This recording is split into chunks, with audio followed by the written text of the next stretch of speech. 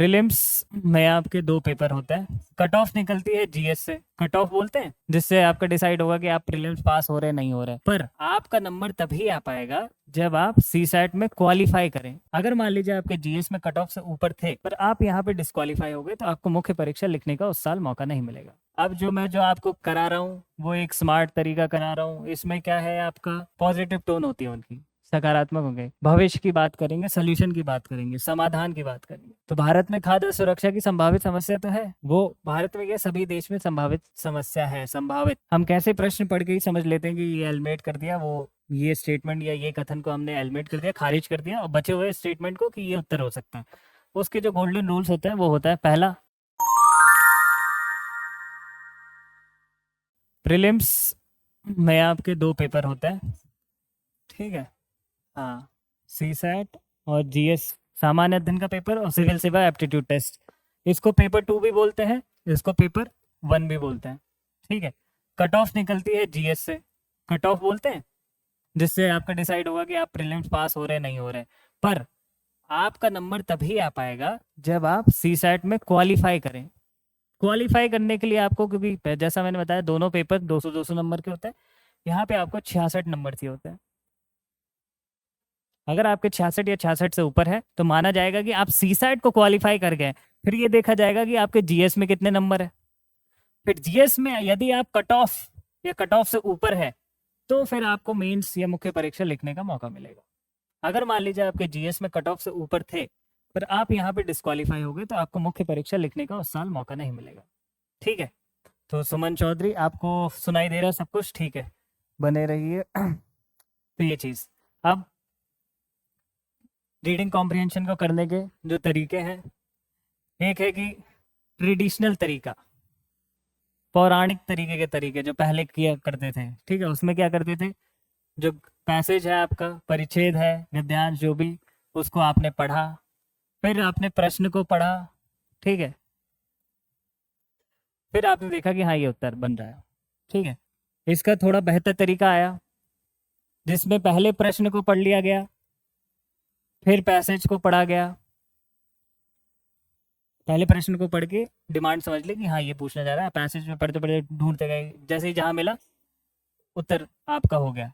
अब जो आपको करा रहा हूँ वो एक स्मार्ट तरीका करा रहा हूँ। इसमें क्या है आपका, ये आपने बस प्रश्न पढ़ा, ठीक है, वहीं से आपका उत्तर आ गया। अगर उत्तर नहीं आ पा रहा तब नौबत आती है कि आप परिच्छेद को या पैसेज को पढ़ें, ठीक है। इसको करने का क्यों हम ये करना चाह रहे हैं, कर तो हम ऐसे भी चल सकते हैं, ऐसे भी कर सकते हैं। कारण ये है क्योंकि जैसा मैंने आपको बताया कि सी सैट के अंदर जो एक समस्या है आपकी वो है टाइम मैनेजमेंट की, ठीक है।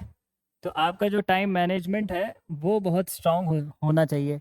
टाइम मैनेजमेंट स्ट्रांग होने के लिए क्या है कि आपको समय कम लगना चाहिए। समय की लड़ाई है, नहीं तो प्रश्न को इतने डिफिकल्ट में 5 घंटे आपको दे दिए जाए तो हो सकता है कि आप 70-72 प्रश्न तो बना ही लेंगे, ठीक है। बट वहाँ पे समय की लड़ाई है।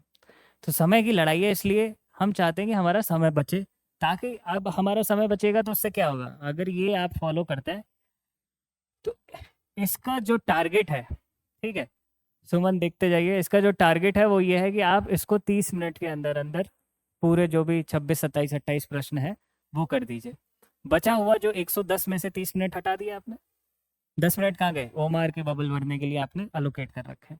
तो बचा हुआ 80 मिनट कहाँ डालेंगे आप, गणित और रीजनिंग में। उससे क्या होगा कि ज़्यादा से ज़्यादा प्रश्नों को आप सॉल्व कर पाएंगे। तो वहाँ पे भी आप 22, 23, 24, 25, 26 प्रश्न कर लेंगे, मिला जुला के आपके 50 प्रश्न हो गए, आप सी सैट आपका हो गया क्लियर। अगर आप दिल्ली जैसे शहर में बजट में आईएएस की तैयारी करना चाहते हैं तो इस वीडियो को एंड तक जरूर देखें। ये है बनो आईएएस। इसको रन करने वाले हैं UPSC qualified ex civil servant and Jamia RCA alumni. यहाँ की फैकल्टी को ना केवल यूपीएससी एग्जाम का एक्सपीरियंस है बल्कि पढ़ाने का भी सालों का एक्सपीरियंस है। ये एक्सपर्ट फैकल्टी हर टॉपिक को अच्छे से एक्सप्लेन करते हैं, उसके बाद हर टॉपिक को डिक्टेट करते हैं ताकि आपके पास अपने खुद के हैंड रिटन नोट्स हो। साथ ही क्लास में प्रीलिम्स और मेंस के प्रीवियस ईयर क्वेश्चन को सॉल्व किया जाता है और डिस्कस भी किया जाता है। यहाँ पे आपको सिविल सर्वेंट्स जैसे कि आईएएस, आईआरएस और एक्स सिविल सर्वेंट साथ के साथ जामिया आरसी के एलमनाइज आपको पर्सनल मेंटरशिप देते हैं। डेली आंसर राइटिंग जो कि सारे टॉपर्स रिकमेंड करते हैं, इस पर यहाँ पे बहुत फोकस किया जाता है जो कि बाकी कोचिंग्स में नहीं होता है। इसके साथ ही आपको मिलती है प्रीलिम्स और मेंस की टेस्ट सीरीज जो आपको एग्जाम के लिए रेडी करती है। यहाँ के अगर हाईलाइट्स की बात करें तो स्मॉल बैच साइजेस जिसमें 60 स्टूडेंट्स होते हैं और जीएस कोर्स के साथ आपको एसए और सीसाइट की क्लासेस भी होती है जिसके लिए आपको अलग से पे करने की जरूरत नहीं है। और ये लोकेटेड है सुखदेव विहार मेट्रो स्टेशन के बिल्कुल सामने। तो देर किस बात की, आज ही स्टार्ट करें और अपने यूपीएससी के सपने को साकार करें। थैंक यू फॉर वॉचिंग बनो आईएएस।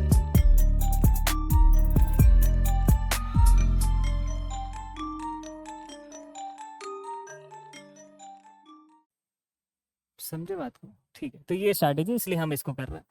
अब जो इसके गोल्डन रूल है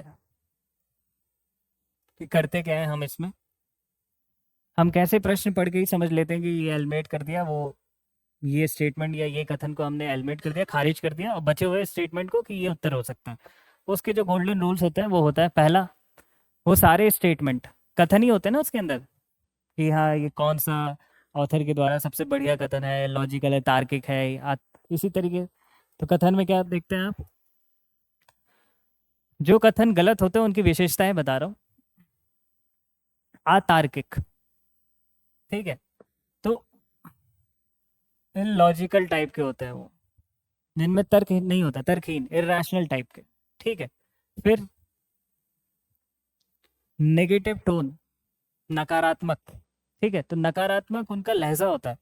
जो कथन है, हर कथन का एक लहजा होता है। मैं भी कुछ बोल रहा हूँ आपको तो हो सकता है कुछ कथन आपको या मेरी कोई बात आपको नकारात्मक लगे, कुछ सकारात्मक लगे, आपको पॉजिटिव टोन में बोल रहे हैं या नेगेटिव टोन में बात बताई जा रही है। तो नकारात्मक जो टोन होंगी आपकी, तो ये भी कथन गलत कथन माने जाएंगे। ये मैं गलत कथनों की बात बता रहा हूँ, ठीक है। गलत कथनों की विशेषताएं क्या होती है कि इलॉजिकल, अतार्किक होंगे, नकारात्मक होंगे, ठीक है, नकारात्मक लहजा होगा या नकारात्मक उनकी सोच होगी, ठीक है। फिर अतिवादी होंगे, अतिवादी मतलब एक्सट्रीम स्टेटमेंट, एक्सट्रीम, जैसे अगर मैं बोल दूं कि क्रांतिकारी टाइप के, कि जैसे मान लो कि अगर ये बोल दिया जाए कि महिलाएं अच्छी ड्राइविंग नहीं कर पाती है, ठीक है, तो आपने क्या किया कि आपने सभी महिलाओं को अच्छी ड्राइविंग नहीं करना बोल दिया उस कथन में। पर ऐसा ज़रूरी नहीं है, क्योंकि जो अच्छा ड्राइवर होता है वो पुरुष में भी हो सकता है, महिलाओं में भी, और जो बुरा ड्राइवर हो सकता है वो पुरुष में भी हो सकता है, महिलाओं में हो सकता है, या थर्ड जेंडर में भी हो सकता है, ठीक है। तो ऐसा कुछ तो है नहीं, तो ऐसा कोई ब्लैक एंड स्टेटमेंट या एक तरफा बात नहीं बोली जा सकती, तो वो अतिवादी हो जाती है, एक्सट्रीम, ठीक है। तो अतिवादी या एक्सट्रीम स्टेटमेंट जो है उनको भी हम हटा देते हैं या गलत मानते हैं। फिर सामान्य अध्ययन, जीएस, जीएस के अनुसार जो गलत है। अब जीएस बोलता है कि कार्बन डाइऑक्साइड का अगर उत्सर्जन ज़्यादा होगा तो क्लाइमेट चेंज होगा। ऐसा आप पढ़ोगे आगे जाके पर्यावरण में कि भाई जब ग्रीन हाउस गैसेस ज़्यादा उत्सर्जित होंगी तो क्लाइमेट चेंज होगा, ठीक है। तो अब अगर कोई बोल दे कि ग्रीन हाउस गैसेज उत्सर्जन से क्लाइमेट चेंज पे प्रभाव नहीं पड़ेगा, तो ये तो गलत बोल रहा है, क्योंकि हम सामान्य अध्ययन में क्या पढ़ रहे हैं, प्रभाव पड़ेगा। तो ये सारे हो गए, ठीक है, ये सब गलत कथन हो गए, इसको लिख लीजिए, नहीं लिखा हुआ है तो, ठीक है। इसकी एक पीडीएफ मिल जाएगी आपको, ठीक है। तो क्या हो गया, अतार्किक, इर्रेशनल, इलॉजिकल, नकारात्मक लहजे वाले, अतिवादी, सामान्य अध्ययन के अगेंस्ट। और जो तुम्हारी कॉमन नॉलेज होती है ना, जैसे कि दूध से दही बन सकता है, पर दही से दूध नहीं बन सकता, ये बात तो सत्य है, इसमें तो कोई पढ़ने की कोई ज़रूरत है नहीं, ठीक है। या फिर जैसे कि भारत के अंदर अगर गरीबी हटा दी जाए तो कास्ट खत्म हो जाएंगी। कास्ट, कास्ट समझते हैं आप, जाति। तो जाति पे आधारित जो भेदभाव है, अगर मैं कहूँ कि अगर भारत में गरीबी हटा दी जाए या भारत में संपन्नता आ जाए, आर्थिक संपन्नता, तो जाति आधारित भेदभाव खत्म हो जाएगा। क्या ऐसा जरूरी है कि हो ही जाएगा? कोई ज़रूर नहीं है, ठीक है। बड़े बड़े शहरों में भी जाति आधारित भेदभाव होते हैं, चाहे तुम कितना भी पैसा, तुम उस गांव के सरपंच ही क्यों ना हो, ठीक है, फिर भी तुम लोग देखते होगे कई बार न्यूज़ आ जाती है कि हाँ ये गवर्नमेंट जॉब थी उस बच्चे की, उसकी बारात निकलनी थी, घोड़ी पे चढ़ा था, बट कुछ लोगों ने उसकी बारात घोड़ी पे नहीं निकलने दी। ऐसा सुनते हैं कभी कभी अखबारों में या कहीं इधर उधर। तो ये चीज़ ठीक है। तो कुछ चीज़ें सामान्य, जैसे हम कहते हैं कॉमन नॉलेज, कॉमन सेंस, वो चीज़, तो वो भी लगता है। ठीक है। ये अब जो सही कथन होंगे, ठीक है, जो उत्तर वाले कथन होंगे, उसमें क्या उनकी विशेषताएं क्या होती है? जो करेक्ट स्टेटमेंट होते हैं उनकी विशेषताएं क्या होती है? एक तो तार्किक होते हैं, लॉजिकल होते हैं। ठीक है। फिर जीएस सामान्य अध्ययन आधारित होते हैं। ठीक है, उसकी नॉलेज को जस्टिफाई कर रहे होंगे। फिर उसके सकारात्मक होते हैं। ठीक है, पॉजिटिव टोन होती है उनकी, सकारात्मक होंगे। भविष्य की बात करेंगे, सोल्यूशन की बात करेंगे, समाधान की बात करेंगे। एक मैंने बोल दिया कि भारत में कभी गरीबी हटाई नहीं जा सकती, अब मैं कितनी नकारात्मक और समाधान की बात नहीं कर रहा हूँ, उल्टा मुझे ये बात करनी चाहिए क्या किया जा सकता है, सोल्यूशन। ठीक है। तो एक आईएएस की तरह सोचिए, एडमिनिस्ट्रेटर की तरह। ठीक है, क्या समाधान निकाले समस्या है, तो वो सारी चीज़ें। तो इस तरीके के जो है स्टेटमेंट आपके उत्तर होंगे। समाधान की बात कर रहे होंगे, सकारात्मक होंगे, सामान्य अध्ययन पे आधारित होंगे, लॉजिकल होंगे। तब भी विवाद हो जाए कभी, तो सबसे ऊपर कौन रहेगा? ये जैसे होता है ना कि कंफ्यूजन हो कहीं पे कि रूल नंबर 1 ये रूल नंबर 2 ये rule number 3 follow rule number 1। तो ये जीए सबसे सर्वोपरि है। ठीक है, यही सही माना जाएगा। ठीक है, यहाँ तक कोई विवाद नहीं है, कुछ नहीं है सब। अब बात आते हैं सीधा प्रश्न पे। समय वेस्ट नहीं करेंगे, सीधा पेपर पाएंगे। ऐसा पेपर देखता है, प्रश्न पे 2 लिखा रहेगा। ठीक है, सेट होता है, 4 सेट होता है, 2 घंटे 200 नंबर। ठीक है। अब तरीके, 3 तरीके देखे हमने। एक में परिच्छेद पढ़ा, प्रश्न पढ़ा, उत्तर दे दिया प्रश्न में। एक में प्रश्न पहले पढ़ लिया, परिच्छेद पढ़ा, फिर जैसे जहाँ परिच्छेद में दिख गया प्रश्न का उत्तर आ गया। अब जो स्मार्ट तरीका है, सिर्फ प्रश्न पढ़ा है, वहीं से उत्तर निकाला है। अब देखो इसमें क्या होगा ना, तुम्हें अभी इनिशियली शुरुआत में क्या समस्या आएगी? तुम्हें समस्या ये आएगी क्योंकि देखो क्या होता है कि हमारी जो ये स्मार्ट स्ट्रैटेजी आधारित है जीएस पे, सामान्य अध्ययन पे। अभी आप लोग सामान्य अध्ययन में जो है कुछ पढ़े नहीं है। ठीक है, तो जैसे जैसे आप पढ़ेंगे तब आपकी ये थोड़ी और आपको इसमें निखार दिखता हुआ नजर आएगा। तो अभी के केस में क्या होगा कि आपको कुछ प्रश्न टफ लगेंगे। अगर मान लो सेम स्ट्रैटेजी से आप करने लगो, 28 प्रश्न कर दिए, तो हो सकता है कि आप में से कुछ लोगों के 14 सही हो, 14 गलत हो। ठीक है, और ये भी हो सकता है कि आप में से कुछ लोग के 10 ही सही हो, बाकी गलत हो सकता है। पर ये स्थिति तब नहीं आ रही होगी जब आपकी परीक्षा 6 महीने पहले बचा होगा। तब आप वो 28 कर रहे होंगे, तो आपकी कोशिश ये होनी चाहिए कि कैसे भी करके हम वो 24 सही 4 गलत तक पहुंचे, या 25 सही 3 गलत तक पहुंचे। ठीक है, इससे क्या होगा? इससे ये होगा कि आप करीब करीब 50 नंबर, 48, 50, 52 के आसपास तो आप रीडिंग कॉम्प्रिहेंशन से ही प्राप्त कर लेंगे। बचे हुए 66 में से ये बचे, तो आपको 15-20 नंबर का जुगाड़ करना है मैथ्स और रीजनिंग से। तो कितने भी आप मैथ्स रीजनिंग में अगर आप बहुत अच्छे भी नहीं है तब भी चलेगा। क्यों? क्योंकि आपको जुगाड़ ही कितना करना है? 20 नंबर का बस, मैक्स टू मैक्स। ठीक है, 20 नंबर का मतलब क्या होता है? 8 प्रश्न, 7 प्रश्न। ठीक है, 8 प्रश्न के आसपास, 8 प्रश्न कट पिट के तो आप सॉल्व कर ही लोगे। अब 80 मिनट बचा हुआ आपके पास मैथ्स और रीजनिंग करने में। ठीक है, और जब मैथ्स और रीजनिंग की मिथिलेश सर की या सर की क्लास होगी तब अच्छे से ध्यान भी देना। और जिन बच्चों को अगर इस चीज़ में समस्या है, तो मैं आज ही एडवाइस करना चाहूँगा उनको, अगर उनको 23 गुणा 2 निकालने में समय लग रहा है, बताओ 23 गुणा 2 क्या होगा? ऑनलाइन स्टूडेंट वो भी बताएं। 46। ठीक है, अब मुझे सबसे पहले बताएं 8 गुणा 9 क्या होगा?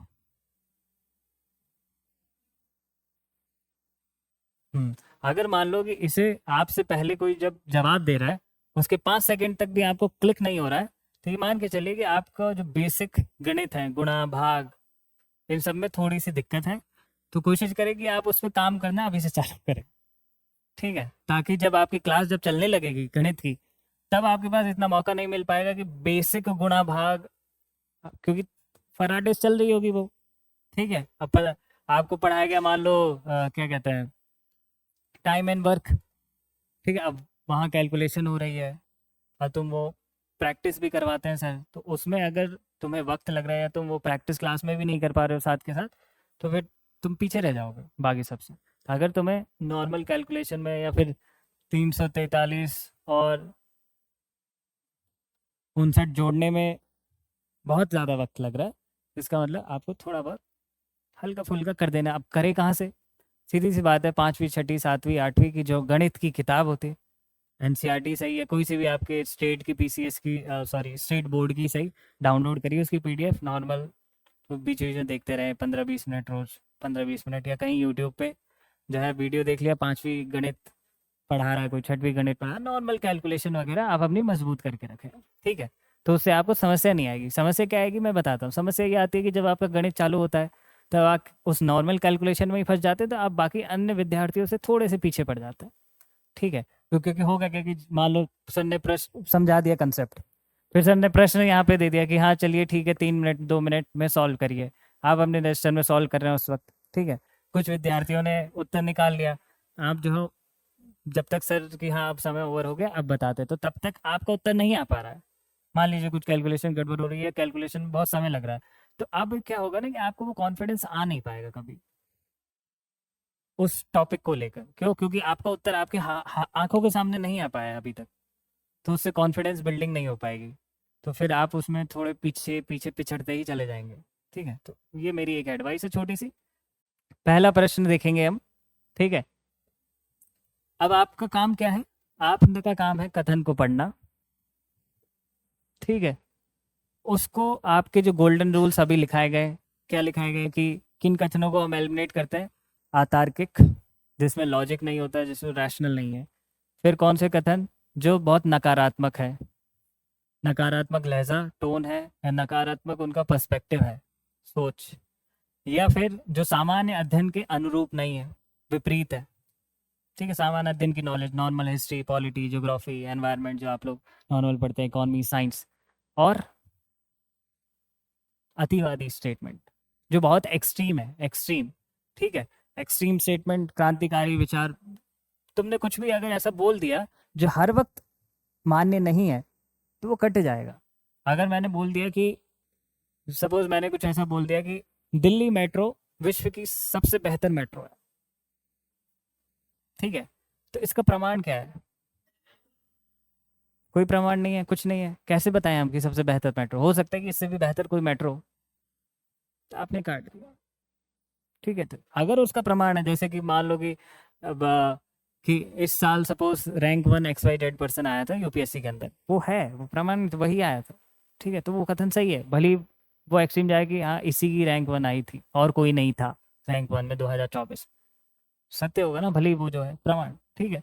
तो अगर एक भी आपको ऐसा एग्जाम्पल मिल जाता है जो उस कथन को काटने के लिए, वही बहुत है, काफ़ी है। जैसे कि फॉर एग्जाम्पल अगर मैं कहूँ कि हाँ अगर हम लोगों को शहरों में बसा दें, ठीक है, तो जाति आधारित भेदभाव खत्म हो जाएगा। अगर मैंने ऐसे कोई कथन दिया, कहीं तो कोई तो एक तो हो जाएगा। अभी भी शहरों में भी कई बार होता है, आप मकान किराए के लिए मकान लेने जाओ तो आपसे पूछेंगे आपका पूरा नाम क्या है। हो सकता है कुछ लोग किसी एक पर्टिकुलर लोगों को ही देना पसंद करें, किसी को ना देना पसंद करें, ठीक है। अगर मैं ये कह दूं कि महिलाओं, अगर महिलाएं जो है आ, कामकाजी महिलाएं हो जाए, अगर मान लो महिलाएं काम करना स्टार्ट कर दे और अपने पति से ज़्यादा कमाए, तो पैट्रियार्की या पितृसत्ता खत्म हो जाएगी, या उसके आधारित भेदभाव नहीं होगा उस घर में। ऐसा जरूरी नहीं है ना। कहीं भी अगर एक घर में भी हो रहा होगा तो वो स्टेटमेंट खत्म, समझे? तो ये हो जाता है अतिवादी में। अब ये देखिए, पैसेज नहीं पढ़ा है अभी हमने, हम दोनों तरीके से करके देखेंगे, पैसेज पढ़ के भी देखेंगे, ठीक है, प्रश्न से सीधा उधर। अब देखिए, पहला, आर्थिक भेदभाव मिटा देने से सामाजिक भेदभाव मिटता है। सुमन बताइए मुझे, नंदिनी, पहला कथन आपको क्या लग रहा है कि क्या ये कथन को मान्य सही माना जाएगा? ठीक है, क्या ऐसी पूर्व धारणा बनाई जा सकती है? ठीक है, या फिर नहीं, हमारे गोल्डन रूल्स में ऐसा बोला गया है कि इस कारण से ये कथन को एलिमिनेट कर देंगे या इसको हटा देंगे, काट देंगे, तो क्यों रखें और क्यों एलिमिनेट रखें? हाँ बताएं, नोमान आपको क्या लगता है? आर्थिक भेदभाव का मतलब समझते हैं आप क्या? हाँ ठीक है। तो आर्थिक भेदभाव को कोई एग्जाम्पल आप आसपास कहीं भी देखे हो, सुने हो, महसूस किया हो? नहीं, बट पहले आप ये बताइए कि आर्थिक भेदभाव का एग्जाम्पल दीजिए, कोई उदाहरण। पर भेदभाव कहाँ हो रहा है? अगर भेदभाव का मतलब ये हो रहा है कि इसको बोला जाए कि, जैसे अगर भेदभाव का मतलब मैं बताता हूँ आपको, भेद किया जाए आर्थिक उस पे कि गरीब को ये होगा, अमीर को ये होगा, ये होता है भेदभाव। भेदभाव तो यही बोलता है ना कि भेद किया जाए दो या दो से ज्यादा, है ना, अलग चीजों में। तो आर्थिक रूप से भेदभाव बताइए आप कुछ कहीं देखे हो? नहीं, वो तो भेद हो गया, भेदभाव नहीं हुआ अभी तक, ठीक है। मतलब वो तो डिफरेंस हो गया कि हाँ ये गरीब है ये अमीर है, बट तुमने भेदभाव कैसे किया? अगर जैसे मान लो कि कल को कोई एक रेस्टोरेंट में जाता है, एक आदमी जो है बढ़िया सूट बूट वाला आदमी है, एक आदमी जो नॉर्मल है, मे बी हवाई चप्पल पहन रखी है उसने, नॉर्मल कपड़े से पहन रखे हैं। अगर वो रेस्टोरेंट का गार्ड बोल दे उससे, सूट बूट वाले को अंदर जाने दे, और दूसरे को बोले नहीं आप नहीं जा सकते, तो उसने सामाजिक आधार आधार पे भेदभाव नहीं किया, उसे उसे लगा है कि ये गरीब है या ये आर्थिक रूप से कमजोर है, तो उसको नहीं जाने दिया रेस्टोरेंट। समझे आप? या फिर मान लो कि आप भी जा रहे हो सेम जॉब लेने, आपके बगल वाला भी सेम जॉब लेने जा रहा है, ठीक है। अगर सेम पोजीशन सेम जॉब पे आपको 25,000 रुपये महीना मिल रहा है और किसी को 30,000 रुपये महीना मिल रहा है, तो ये, और सेम स्किल सेट सब कुछ, जैसा कि हम सुनते हैं कि जैसे कि महिलाओं को पुरुषों के मुकाबले थोड़ा सा कम वेतन या वो दिया जाता है, ठीक है। सेम चीज़ों पे भी कई बार ऐसा देखने को मिला है, तो वो आर्थिक रूप से भेदभाव है, ठीक है। तो इस तरीके के बहुत सारे आर्थिक, आप कहाँ पढ़ेंगे इसको मैं बताता हूँ। आप जब आप इंडियन सोसाइटी पढ़ेंगे, है ना, GS 1 में आप देखेंगे, आपके हिस्ट्री है, ज्योग्राफी है, और जो तीसरा मोटा पक्ष है वो है इंडियन सोसाइटी, ठीक है। तब आप थोड़ा बहुत इसको पढ़ेंगे, फिर आप थोड़ा बहुत हल्का सा, आप इकॉनमी में आप हल्का सा पढ़ेंगे, इकोनॉमिक डिप्रीवेशन करके आएगा, ठीक है। इस तरीके से थोड़ा बहुत हो सकता है सोशल जस्टिस में भी आप पढ़ें। सुमन का कहना है कि ये गलत है, ठीक है। तो आर्थिक भेदभाव मिटा देने से ये नहीं है कि आपका सामाजिक भेदभाव मिट जाएगा। कैसे? मान लो कि आप बगल वाले फ्लैट में रहते हैं, आपके बगल वाले फ्लैट में दिल्ली के अंदर एक जो है अपर कास्ट है, एक जो है लोअर कास्ट है। मान लेते हैं कि दोनों का अपना अपना फ्लैट है, दोनों की कमाई भी लगभग बराबर है, या हो सकता है कि लोअर कास्ट वाले की कमाई ज़्यादा हो, पर फिर भी ये गारंटी नहीं किया जा सकता कि सामाजिक भेदभाव मिट जाए। हो सकता है कि उनके यहाँ पे पानी पीने वो नहीं जाते हों, उनके यहाँ का पानी नहीं पीते हो उनके बर्तन, हो सकता है, और ऐसा होता भी है, ठीक है। ये भी है। आपने देखा ना कि बारात घोड़े पे नहीं निकलने देते हैं कई बार किसी गांव में, क्यों? क्योंकि वो बंदा, ऐसी न्यूज़ आती है, आप थोड़ा सा अखबार वगैरह पढ़ेंगे आप, या नॉर्मल यूट्यूब पे भी न्यूज़ फॉलो करते हो, इंस्टाग्राम कहीं भी आप ये सब चीज़ें देखते होंगे। गवर्नमेंट सरकारी नौकरी आर्थिक रूप से संपन्न है, पर क्यों? क्योंकि सामाजिक रूप से जो है वो पिछड़ी जाति वर्ग से आता है, जो भी जाति से आता है, तो एक भेदभाव का सामना करना। तो ये कभी नहीं कहा जा सकता कि हमेशा ऐसा होगा कि आर्थिक भेदभाव मिटा देने से सामाजिक भेदभाव मिट जाएगा, ठीक है। हाँ, मदद मिलती है, सामाजिक भेदभाव कम होता है, पर मिट जाएगा एक्सट्रीम चला गया, अतिवादी, ये इसकी गारंटी नहीं है। कम होने की गारंटी है, कम होता है। जैसे आप देखो शहरों में जब आप आते हो तो कास्ट क्लास बन जाती है, upper class, middle class, lower class, सुनते हैं ना आप, क्लास सुनते हैं। वहाँ पे आप जाति का ज़्यादा सुनेंगे, अपर कास्ट लोअर कास्ट। ग्रामीण क्षेत्रों में जाति ज़्यादा स्ट्रांग है, शहरी क्षेत्रों में जाति उतनी स्ट्रांग नहीं है, डाइल्यूट हो जाती है, थोड़ी सी डाइल्यूट मतलब कम हो जाता है उसका प्रभाव, पर रहता है, पर क्लास का प्रभाव बढ़ जाता है। अपर क्लास की सोसाइटी अलग होगी, तुम देखोगे कॉलोनियों को देखोगे ना, जब आसपास तुम देखो एक गेटेड कॉलोनी है, पॉश इलाके हैं, वहाँ पे सब अमीर लोग रहता है, ठीक है। कुछ ऐसे इलाके हैं जहाँ पे मिडिल क्लास लोअर क्लास रहता है, कुछ और भी ऐसा है कि जहाँ पे बिल्कुल ही जैसे झुग्गी झोपड़ी टाइप, बहुत ही लोअर क्लास, कमाने वाले लोग, कम कमाने वाले लोग रहते हैं, ऐसा होता है ना। तो ठीक है। अब आप ये भी देखना कि कैसे इकोनॉमिक आर्थिक रूप से भेदभाव में आप देखेंगे, पॉश इलाके जो होंगे, पॉश इलाके मतलब जो बढ़िया, जहाँ पे महंगे अमीर और इस तरह वहाँ की रोडें, वहाँ की सुविधाएं, वहाँ की बिजली, वहाँ की जो व्यवस्था है, नाली वगैरह सब बेहतर रूप से बनी होती है, निर्माण कार्य बहुत अच्छा होता है वहाँ पे। ठीक है, अभी बाहर यहाँ से निकलते हो जब देखते हो ये रोड बढ़िया जा रही है अंदर। ठीक है, बाकी कुछ इलाके आप देखेंगे जहाँ पे रोड थोड़ी टूटी हुई है, शायद लाइट ज़्यादा कटती है, पानी की समस्या है, पानी कई बार नहीं आ पाता, कुछ इलाके में और भी ज़्यादा समस्या होती है इन सब से संबंधित। कौन वर्ग रह रहा है वहाँ पे, उस पे भेदभाव होता है, सरकारें और ये सब। ठीक है, तो ये रहता है थोड़ा बहुत। तो ये बात समझ में आ गई आपको कि ये हमने काट दिया। इधर सुमन को भी समझ में आ गई होगी, नंदनी वगैरह और भी जो भी बच्चे हैं ऑनलाइन में। लोकतांत्रिक राज्य व्यवस्था ऐतिहासिक अपकारों के सुधार का सबसे अच्छा मार्ग है। लोकतांत्रिक राज्य व्यवस्था मतलब डेमोक्रेसी वाली पॉलिटी जो है आपकी। ठीक है, तो वो व्यवस्था ऐतिहासिक अपकार मतलब जो आपके पुराने हिस्टोरिकल रॉन्ग्स हुए हैं आपके साथ, जैसे पुराने समय में जो भी आपके साथ भेदभाव हुआ, ठीक है, वर्ण वर्ण सिस्टम आपका कास्ट में बदला हुआ, कुछ लोगों को पढ़ने की मतलब इजाज़त नहीं थी कि कुछ ही वर्ग पढ़ेंगे, ये वर्ग लड़ने या क्षत्रिय के रूप में रहेंगे, ये वर्ग ये निम्न कामों को करेंगे। ठीक है, ये सब आपने देखा ही होगा, वर्णा सिस्टम आपने थोड़ा बहुत पढ़ा है ऋग्वेदा से। जैसे ही आप आगे जाते हो तो वर्णा सिस्टम बात पड़ी है, चल है ना।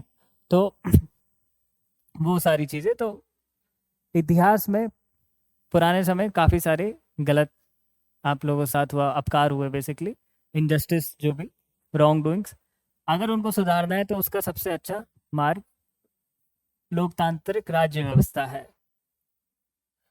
राज्य व्यवस्थाएं और भी होती हैं, जैसे डेमोक्रेटिक है तो ऑटोक्रेटिक भी होती है, तानाशाही भी होती है। ठीक है, और भी व्यवस्थाएं होती है, जैसे कहीं पे तानाशाही चल रही होगी, है ना, कहीं पे ये आपका लोकतंत्र है। ठीक है, अब जब आप पॉलिटी पढ़ेंगे, ठीक है, तब आप पढ़ेंगे कि कितने तरीके की राज्य व्यवस्थाएं होती हैं, है ना, 4-5 मोटी व्यवस्थाएं पढ़ेंगे आप। ठीक है, तो ये चीज़ है। अब देखिए यहाँ पे आपको कुछ समझ में आ रहा है कि क्या इसको काटा जा सकता है या इसको बिल्कुल सही किया जा सकता है, या इसको रख लिया जाए कि पैसेज पढ़ के ही थोड़ी बहुत इसमें क्लैरिटी आ पाएगी, नहीं तो अभी डाउटफुल है। आप तीनों स्थितियों में से कौन सी स्थिति में है कि आप इसको रख पा रहे हैं, क्या ये सही में सही है या गलत है, या फिर ठीक है डाउटफुल है, काटा नहीं जा सकता है, पैसेज पढ़ना पड़ेगा। तो उन स्थिति में आइए, पहले तो तीनों में से कौन सी पे है, और इधर सुमन वगैरह ये सब भी आइए।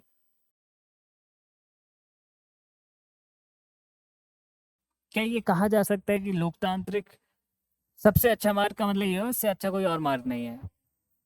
ठीक है, पहली चीज़ तो ये समझ में आई तुम्हें? तो ये इससे अच्छा कोई मार्ग नहीं है। जो भी आपके साथ इनजस्टिस हुआ या जो भी अभी सामाजिक भेदभाव वगैरह ख़त्म करने के लिए, वो सब रिवर्स करने के लिए, जो हो चुका हो गया, बट अब नहीं होगा, या उसको रिवर्स कर देना, उन सब के लिए लोकतांत्रिक राज्य व्यवस्था सबसे अच्छी राज्य व्यवस्था है। हाँ, पैसेज पढ़ना पड़ेगा, ठीक है, कुछ लोगों का मानना पैसेज पढ़ना पड़ेगा। और इधर सुमन वगैरह, सुमन का मानना है कि फॉल्स नहीं। सुमन बताएं क्यों, क्यों नहीं है सही? स्टेटमेंट इज नॉट करेक्ट, वो तो ठीक है, करप्शन, ठीक है। और सुमन, अच्छा अभी लोकतांत्रिक राज्य व्यवस्था है क्या है भारत के अंदर? ठीक है, तो अगर ये सबसे अच्छा मार्ग होता 1947 से तो है ही तुम्हारे पास, कुछ नहीं तो मोटी मोटी 1951 से तो है ही।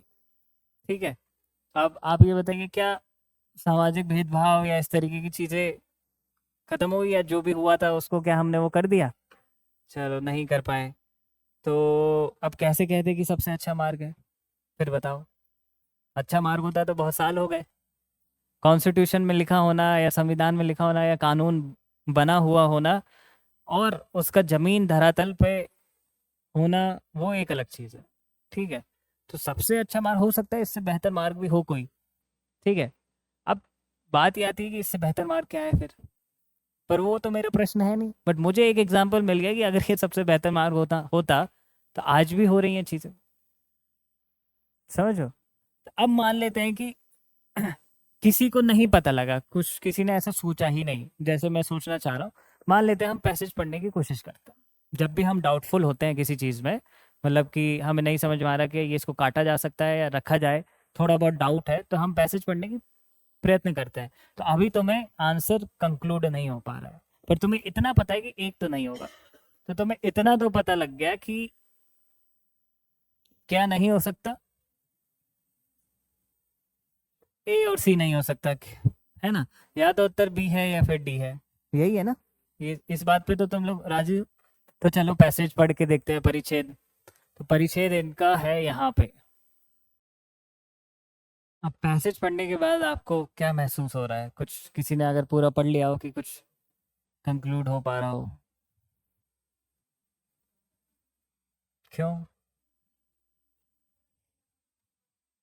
ठीक है, पैसेज ने तो कहीं लोकतंत्र राजव्यवस्था को सबसे अच्छा मार्ग तो नहीं बताया एक तो आप कैसे बता दे रहे हैं? और आपके पास उल्टा एक उत्तर भी ये भी है कि आप देखते हैं जैसे कहीं राजनीति में, जैसे बिहार में, यूपी में या नॉर्थ इंडिया में कहीं पे भी देख लो, politics, caste based politics, caste पे वोट पड़ता है कई बार। ठीक है, ठीक है, लोकतंत्र व्यवस्था है, फिर भी जाति आधारित चीज़ें चल रही है उस व्यवस्था के अंदर भी। फिर भी आप देखते हैं कि कोई भी क्षेत्र हो वहाँ पे कहीं ना कहीं कुछ ना कुछ जाति आधारित भेदभाव हो ही जाता है, या भेदभाव हो जाता है, आर्थिक हो, जाति हो, जो भी। पर लोकतंत्र की तो 75 साल से ज़्यादा हो चुका है व्यवस्था को। तो आप सबसे अच्छा मार्क कैसे बता रहे हो? और पैसेज भी बात नहीं कर रहे हो सबसे अच्छे मार्क की, तो मतलब कट गया, वो तो एलिमिनेट हो गया। ठीक है, तो ये आपका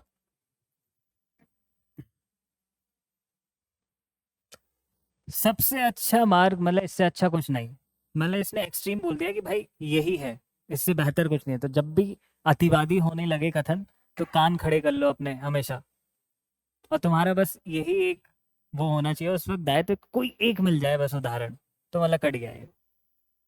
जब भी अतिवादी होने की कोशिश करे, अगर मैं बोल दूं कि भाई जनिस्तर सबसे अच्छी विद्यार्थी है इस कक्षा की, तो तुम्हें बस एक वो निकालना है कि नहीं उसके भी नंबर अच्छे आते हैं, तो फिर कथन गलत हो गया ना। तो वो चीज़, तो ये भी आपका गलत, तो आपका उत्तर क्या हो जाना चाहिए? डी। ठीक है, ये समझ में आया। अब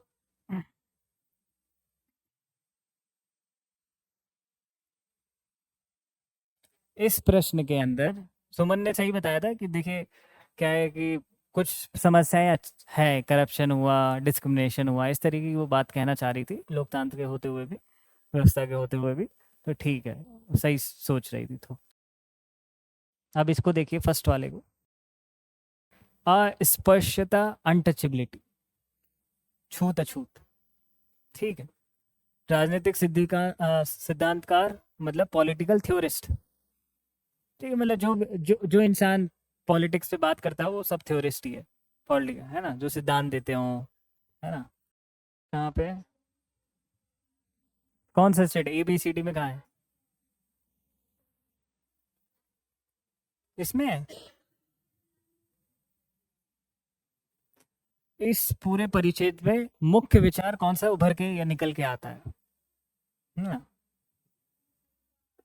अनुगत मतलब निकल के आता है, या फिर बाहर मुख्य विचार कौन सा ये बोलना चाह रहा है, इस तरीके से। ठीक है, इसमें कौन सा तुम्हें टेक्निकल डिटेल में जाने की क्या जरूरत है? मुख्य विचार क्या है, इस परिच्छेद का, बात खत्म। और मैं तो ये बताता ही नहीं हूँ, ये ऊपर की बात तो मैं कभी बताता ही नहीं हूँ तुम लोग को कि प्रश्न भी पढ़ने की जरूरत है, तुम्हें कथन पढ़ना है। हम्म,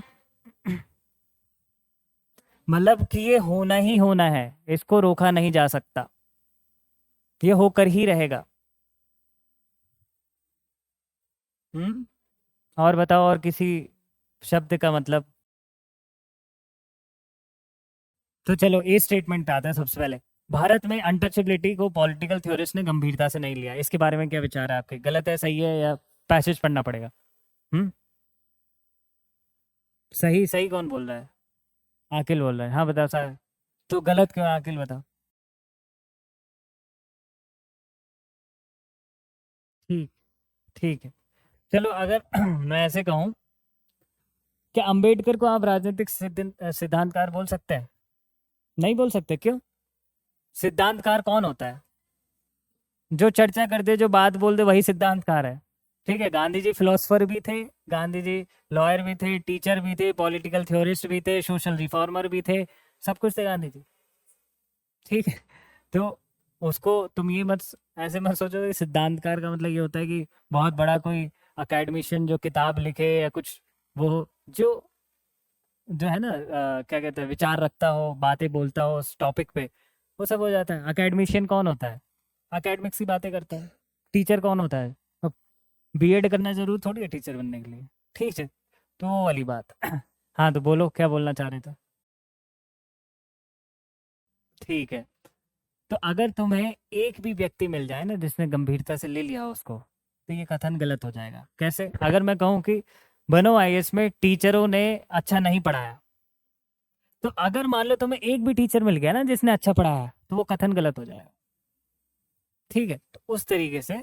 और तुम्हें पता है कि अंबेडकर साहब, अभी जब तुम लोग हिस्ट्री, मॉडर्न हिस्ट्री पढ़ोगे और जब आप लोग इंडियन सोसाइटी वगैरह पढ़ोगे, तब आपको थोड़ा बहुत दो चार ऐसे लोगों के नाम पता लगेंगे, ठीक है? पेरियार, अंबेडकर वगैरह, जिन्होंने इन सब चीज़ों पे बहुत बातें करी हैं। गांधी जी भी, ठीक है?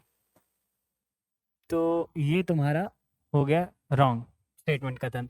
उधर सुमन नंदिनी, आपको सही लग रहा है ना ये स्टेटमेंट? बता देना। ऐतिहासिक अन्याय किसी भी समाज में अपरिहार्य है और सुधार से सदैव परे हैं। अब देखो, जो पहला स्टेटमेंट है ना, उसको ऐसे भी सोचो। गोल्डन रूल में क्या बताया था? अतिवादी।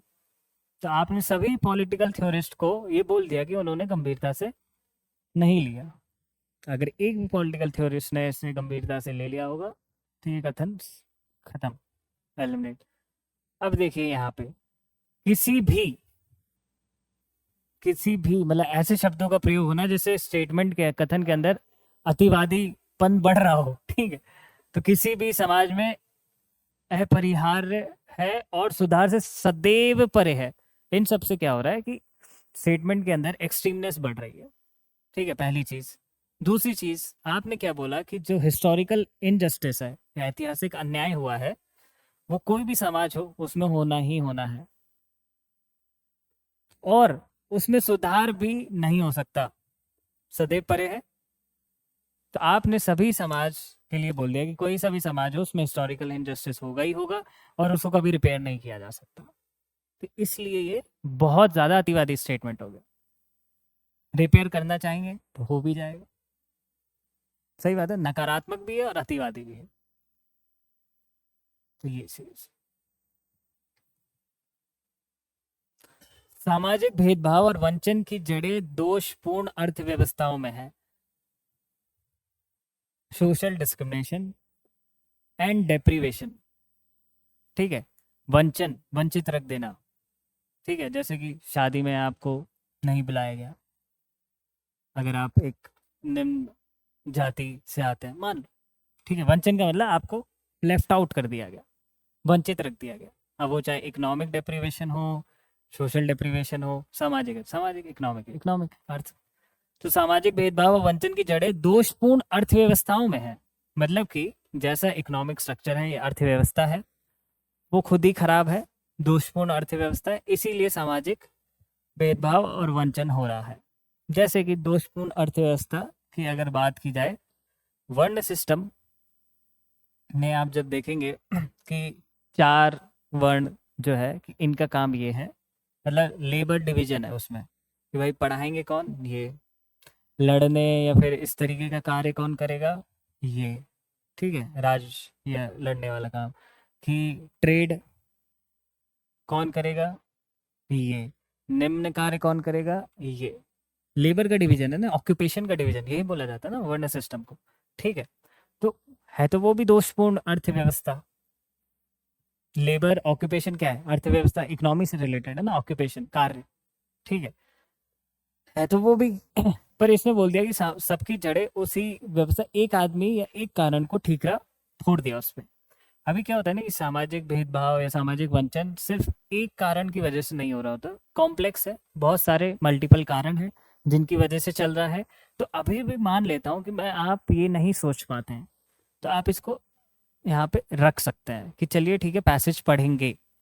अगर आपको इससे बेहतर कोई स्टेटमेंट मिल जाता है तो आप मान सकते हैं कि वही उत्तर होगा, यही ना?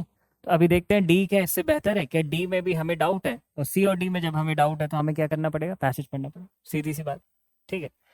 ऐतिहासिक अन्याय की प्रत्येक अभिव्यक्ति मतलब अतिवादी होने की कोशिश कर रहा है, अभिव्यक्ति का सुधार करना यदि असंभव नहीं तो कठिन अवश्य है।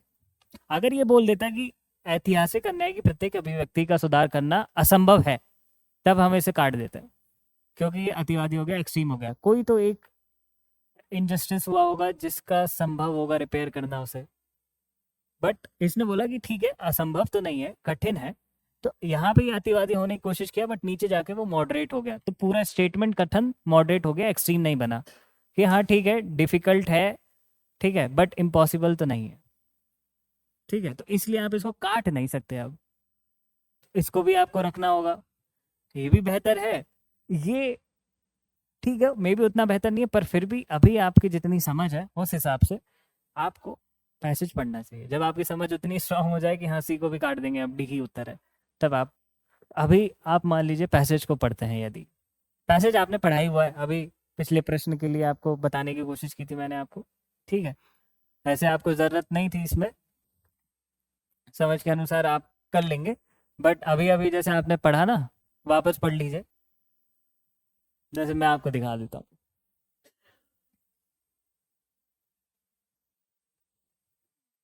आर्थिक भेदभाव की विचारधाराएं, प्रतिनिधित्व की रीतियां। दूसरा क्या है? ऐतिहासिक अन्याय, आर्थिक वंचन, सामाजिक भेदभाव, मान्यताओं के अभाव, आर पार फैली हुई है। ये जटिल एक चीज है, तो केवल एक पे आधारित नहीं है, इसलिए नहीं, इसमें बहुत अपकारों के बीच कोई स्पष्ट सीमा रेखा नहीं होती, इसलिए किसी न किसी अपकार की आमतौर पर भेदभाव की प्रवृत्ति दूसरे अपकारों से आंशिक रूप में इंडिपेंडेंस हासिल कर लेने की होती है। यह भारत में सुधार के इतिहास से सिद्ध हुआ है। तो मतलब इन शॉर्ट इसने ये बताने की कोशिश करी है, क्योंकि ये बहुत जटिल व्यवस्था है, ठीक है, तो इसको मिटा पाना या इसमें जो पूर्ण रूप से वो कर पाना असंभव तो नहीं, पर कठिन तो है, वो ये कहना चाह रहा है। और उसने आर्थिक के साथ साथ और भी चीजें बताई है जिसके कारण ये हो रहा है। तो सिर्फ आर्थिक में है पूरी जड़ें, वो बोलना भी उस कथन का सही नहीं था। समझे इस बात को कि इस कथन ने क्या बोला, तो इसने बोल दिया कि इसमें है, ठीक है, इसने और कारणों को बताने का चेष्टा नहीं करी, या मतलब और कारणों को नहीं बताया, उसने एक ही कारण बताया, तो इसलिए ये कट गया, ठीक है। अगर ये बोल देता सामाजिक भेदभाव और वंचन की जड़ें दोषपूर्ण अर्थव्यवस्थाओं और आदि या फिर और अन्य व्यवस्थाओं में या अन्य कारणों की वजह से है, तब इस स्टेटमेंट को सही माना जाता है। समझे इस बात को, ठीक है, तो आपका आंसर हो गया डी यहाँ पे। अब ये देखिए, ठीक है सुमन, नंदिनी गलत हुआ, नंदिनी आपका, ठीक है, हमारे पास जल्दी से जवाब आ गया, कहीं से दोनों ही गलत है, कुछ लोगों ने बताया सही है। जल्दी जल्दी सॉल्व करना भी सीखना है मेरे हिसाब से। 10 सेकंड बाद हम डिस्कस करते हैं, क्योंकि इतने ही समय में तुम्हें सीखना भी है। कोई कोई कोई शब्द का मतलब समझ, हाँ, कल्चर, हम्म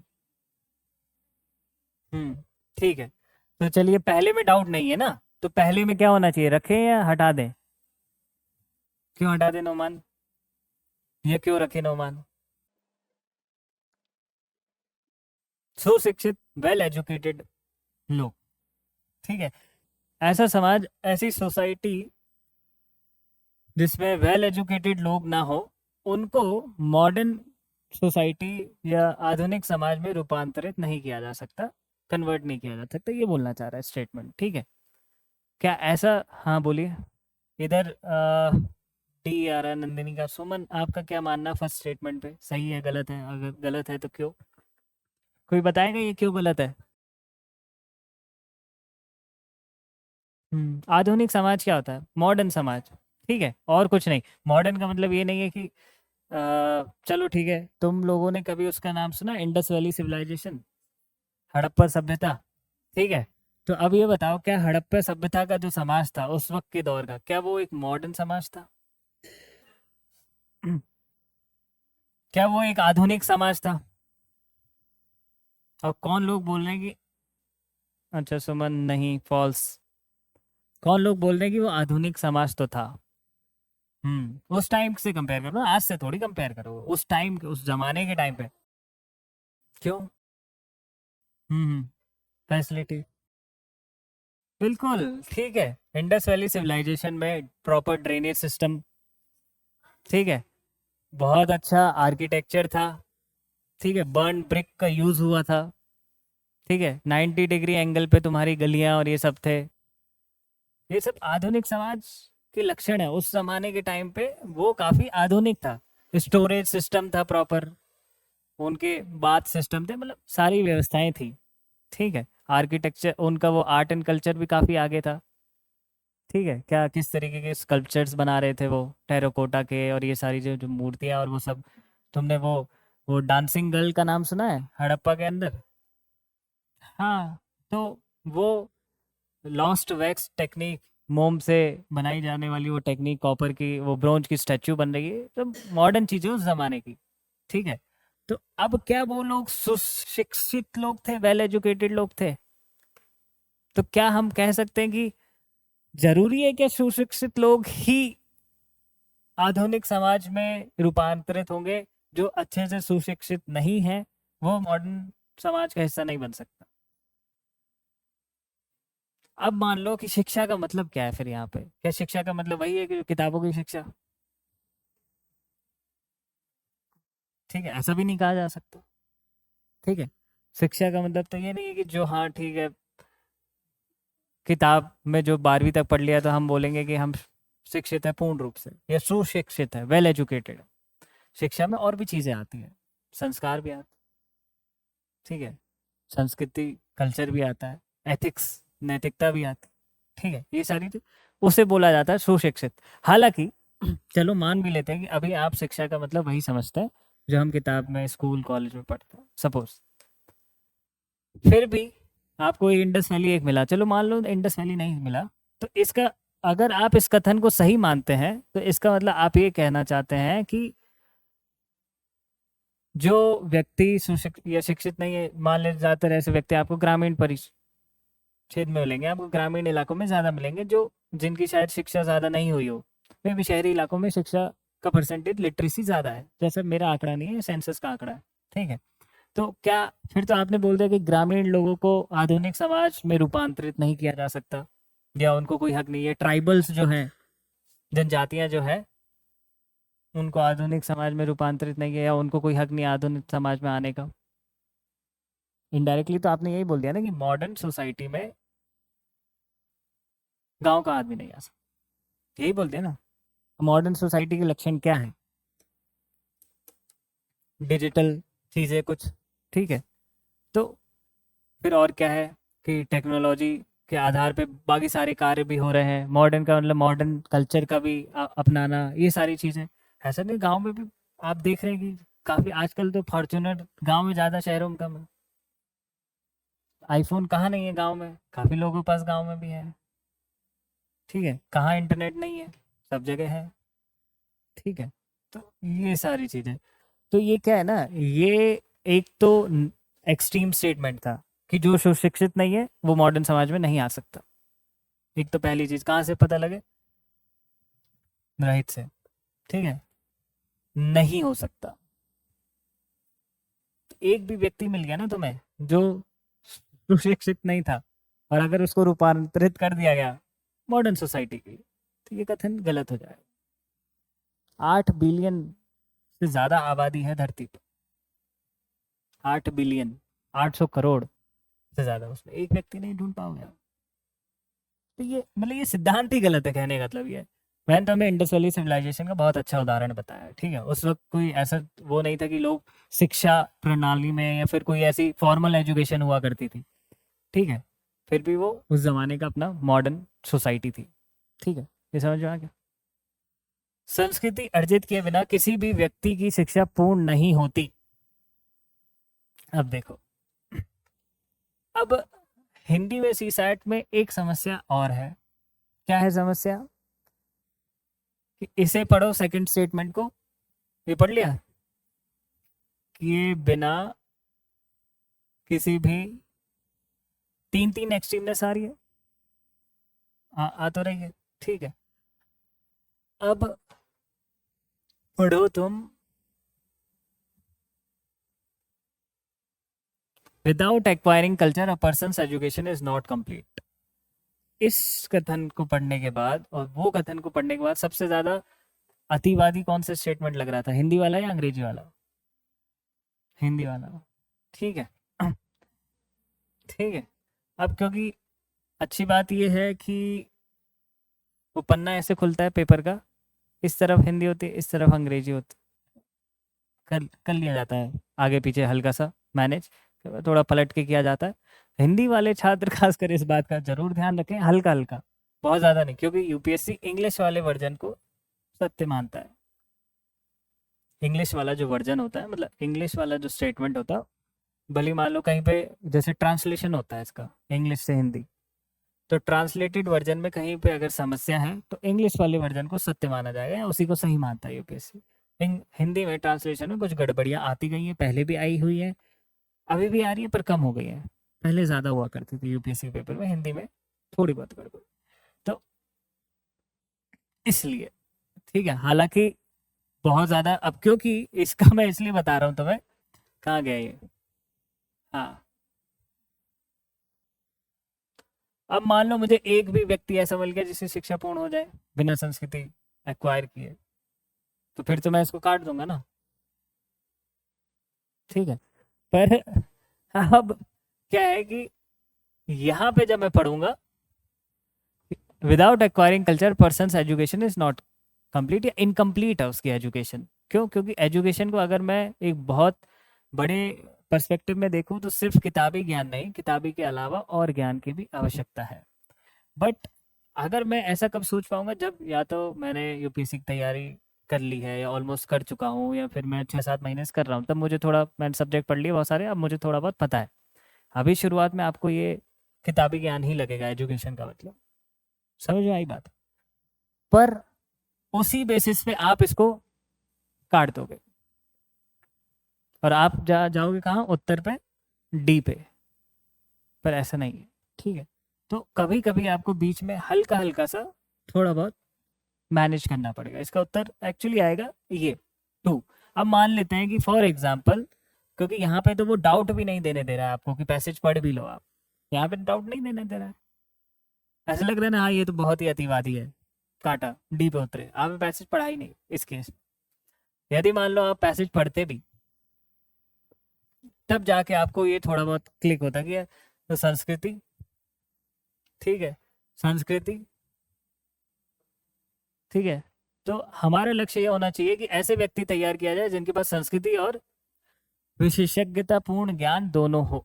मतलब कि ये अब ऑथर ही कहना चाह रहे हैं कि मतलब उसके पास ऐसा नहीं है सिर्फ किताबी ज्ञान हो, उसके अलावा भी संस्कृति का भी ज्ञान होना आवश्यक है। तो हिंदी इंग्लिश में मैं समझता हूँ कि आप लोगों ने ये कभी सुना होगा थोड़ा बहुत कि हिंदी में थोड़ा ट्रांसलेशन में हल्की सी दिक्कत या समस्या आती है, ठीक है। तो एक एग्जाम्पल आपको ये मिला, तो इसमें आपका ये हो गया सही। अब आपका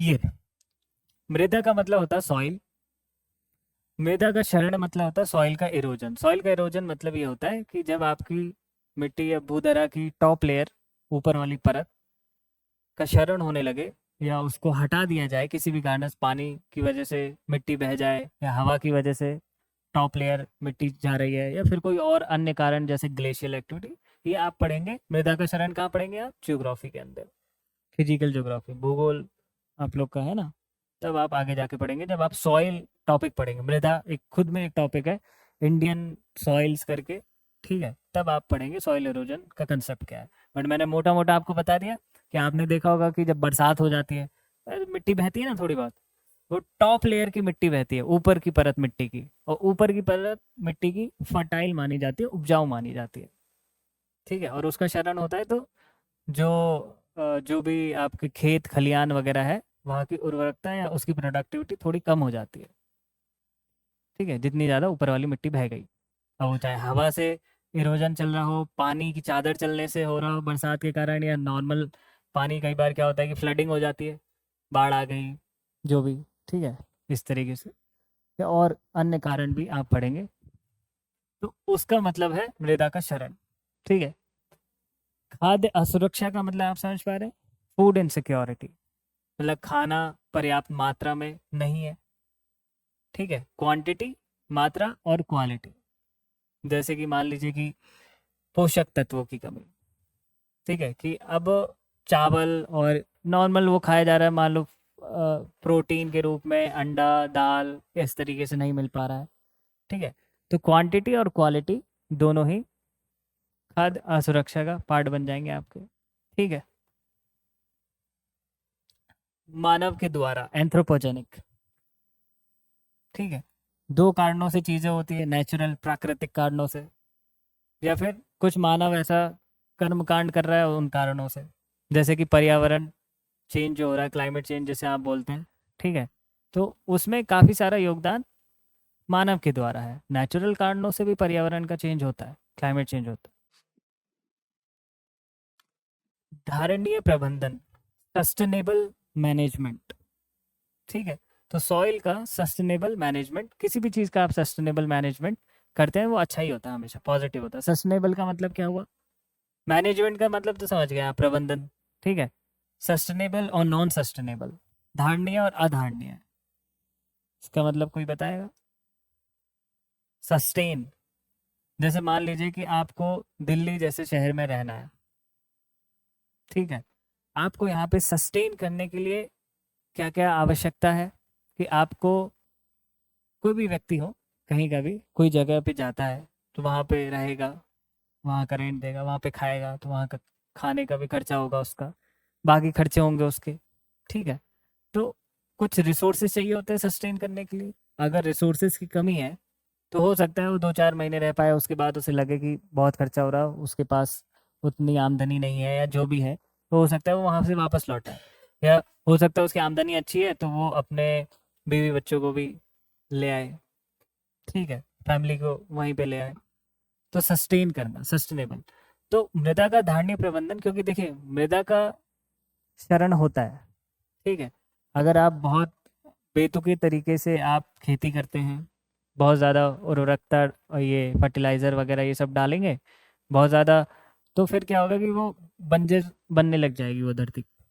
बहुत ज़्यादा आप उसका उपयोग ले लेंगे तो उसको भी अपना टाइम चाहिए रिप्लेनिश होने के लिए। या फिर आप कुछ ऐसा करेंगे कि वहाँ पे पल्यूटेड पानी या फिर इंडस्ट्री का पानी उस धरती पे आ रहा है तो वो मृदा भी खराब हो जाएगी, ठीक है।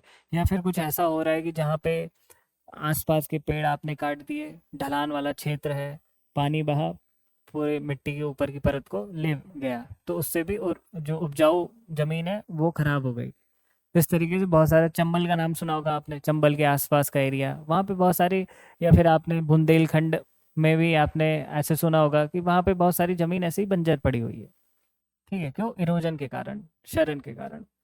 तो अगर आप अच्छा मैनेजमेंट करते हैं मृदा का तो वो हमेशा अच्छा ही होगा, उसके फायदे होंगे। क्यों, क्योंकि भूधरा या मृदा सिर्फ खाना उगाने के अलावा भी और भी कई इसके फंक्शन होते हैं और भी उसके कार्य होते हैं, ठीक है। जैसे कि ग्राउंड वाटर का रिचार्ज होना, पानी आता है नीचे अंदर जाता है, ठीक है, बारिश का पानी, तो तभी नीचे भूजल बनता है, ठीक है। फिर आपका बहुत सारा कार्बन को स्टोर करके रखती है, कार्बन उत्सर्जन को कम करती है। अगर मृदा का सही मैनेजमेंट है, अगर मृदा का मिसमैनेजमेंट है तो कार्बन को स्टोर करके नहीं रख पाएगी और बहुत सारा कार्बन उत्सर्जन होगा पर्यावरण में। तो इस तरीके से बहुत सारे फंक्शन होते हैं। ये सब कहाँ पढ़ेंगे आप, पर्यावरण जब आपका सब्जेक्ट आएगा तब आप ये सारी चीज़ें पढ़ेंगे। पर आज के केस में, आज जब आप रीडिंग कॉम्प्रिहेंशन पढ़ रहे हैं तो बड़े पैमाने पे अगर सॉइल इरोजन होता है लार्ज स्केल पे, तो व्यापक खाद्य असुरक्षा का ये प्रमुख कारण है। तो ये कहना चाह रहा है कि आज फूड इनसिक्योरिटी का जो मेजर कारण है, मेजर रीजन है जिसकी वजह से फूड इनसिक्योरिटी हो रही है, वो सॉइल इरोजन की वजह से हो रही है, ठीक है। अब तुम्हें पता होना चाहिए, जैसे पता होगा, बट मान लीजिए नहीं भी पता है, तो क्या आप मुझे बता सकते हैं कि किसी को खाना नहीं मिल पा रहा है तो क्यों नहीं मिल पा रहा होगा, क्वांटिटी या क्वालिटी, दोनों ही केस में। ये तो आप नॉर्मल देखते हैं आसपास अपने, ठीक है। क्या होता है कि मार्केट या नॉर्मल अर्थव्यवस्था कैसे काम करती है, डिमांड और सप्लाई पे। सप्लाई कहाँ से आते हैं? प्रोडक्शन से प्रोड्यूस हो रहा है। तो अगर मान लो मैं तुमसे कहूँ कि मुझे जो है कश्मीरी सेब चाहिए यहाँ पे दिल्ली के अंदर, तो कश्मीरी सेब चाहिए तो कहीं तो उग रही होगी, मतलब कश्मीर में उग रही होगी। अगर मान लीजिए डिमांड बढ़ जाती है कश्मीरी सेब की बहुत ज़्यादा, तो क्या होगा, उतना उगा नहीं पा रहे होंगे तो अपने आप दाम बढ़ जाएंगे कश्मीरी सेब के। 90 रुपए की आती तो 120 हो जाएंगे, 120 की आती तो 150 हो जाएंगे। यही तो उतनी कोई भी चीज़, क्योंकि खाद्य असुरक्षा की बात हो रही है, तो उतना खाद्यान्न प्रोड्यूस भी होना चाहिए, उतना उगा, सप्लाई होनी चाहिए उतनी। ठीक है, तो प्रोडक्शन, ठीक है।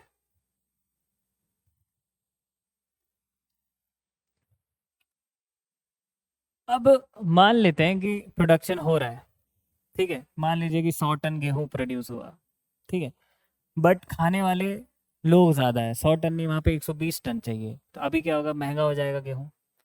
तो कुछ लोग, अब कोई है जो 20-30 रुपए ही कमा पाता है दिन भर के, या फिर कोई एक है रिक्शा चलाता है, 200 रुपये घर पे आते हैं, खाने वाले 10 हैं। अब क्या होगा उस घर में, ये बताइए। खाद्य असुरक्षा हुई कैसे, कि आज तो चलो वो आटा दाल जुगाड़ ले रहा है, कल मान लीजिए उसकी तबीयत खराब हो गई, वो रिक्शा चलाने नहीं गया, तो वो 200 रुपये आने थे वो नहीं आए, तो आज के आटे दाल चावल का क्या, समझे। तो ये चीज़, अब वो कोई इतना सस्ता भी नहीं आ रहा, कि इतना भी ऐसा भी नहीं उगाया जा रहा कि हाँ 2 रुपये किलो में मिल रहा है, ये भी तो है।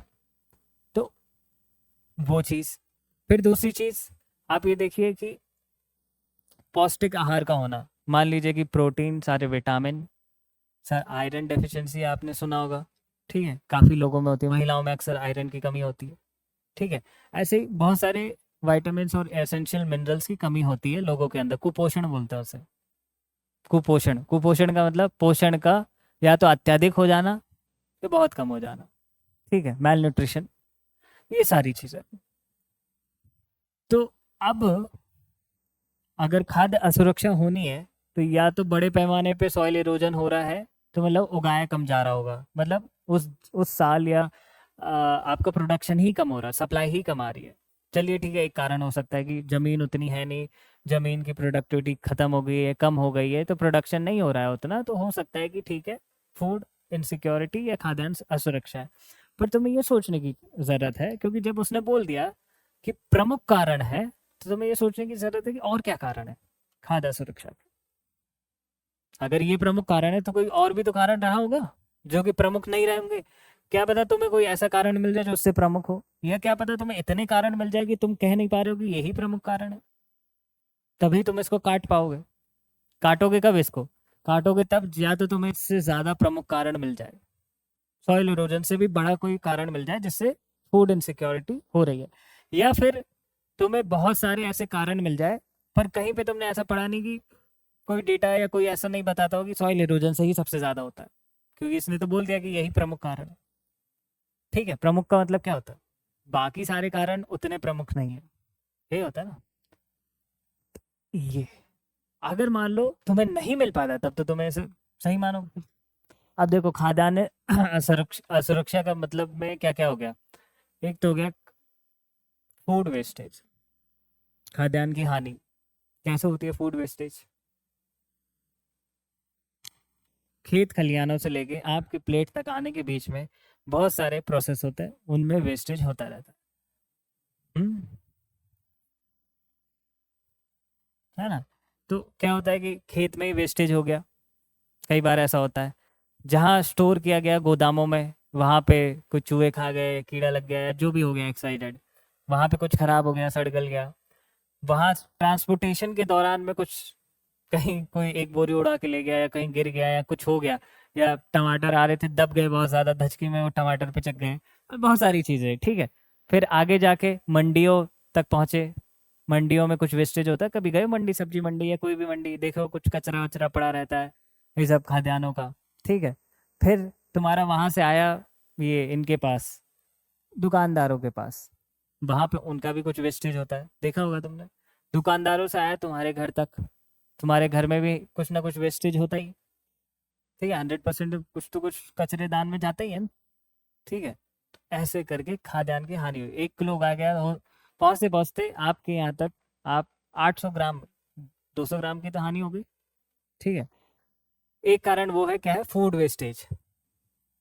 ठीक है, वो पोस्ट हार्वेस्ट भी है और प्री हार्वेस्ट भी है। प्री हार्वेस्ट में कैसे है, मतलब कि आपने जोतने से लेके काटने तक के बीच में भी कई बार हानि हो जाती है, कीटाणु लग जाते हैं, कई बार ओले गिर गए, सूखा पड़ गया, बहुत सारी चीज़ें ना, तो वो ठीक है। तो ये चीज़, उसके अलावा और भी है